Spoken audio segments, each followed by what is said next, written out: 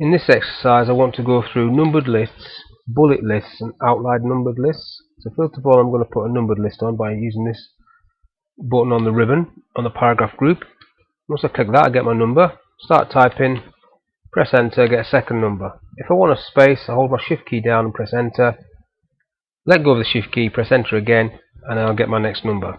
If I press enter twice I actually knock the list off, and that's how a numbered list works.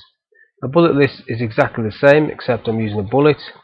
Type, press enter, type, want a space, shift key down, press enter, let go of the shift key, press enter again, type, and then that's how the bullet list works. Press enter twice will knock that off.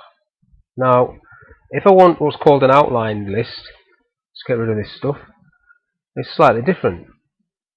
I'll go to this tool, and I'm going to pick the one I want, which is this one.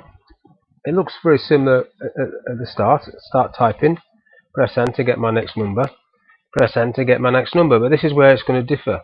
I'm now going to press my tab key and I will get an A. Type again, get a B, type again, get a C, but I don't want a C, I want an I. Tab again, get an I, type, get an I, type. I don't want three I's, I want it to go back to C, so I'm now going to go shift tab and I get my C. After I've typed C it goes to D, but I don't want a D, I want a 3, and then I carry on typing. That, in my view, and the experience that I've had with people that use Word, is the most cocked up feature. People tend to type that manually, which causes all sorts of problems when you need to change paragraphs or pages. Somebody will have to manually go through a document and renumber everything, whereas if you make a change or a deletion on this, so if I just delete B,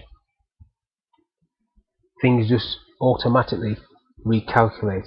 An excellent tool once you know how it works. That's all I want to say about numbered lists in this little phase.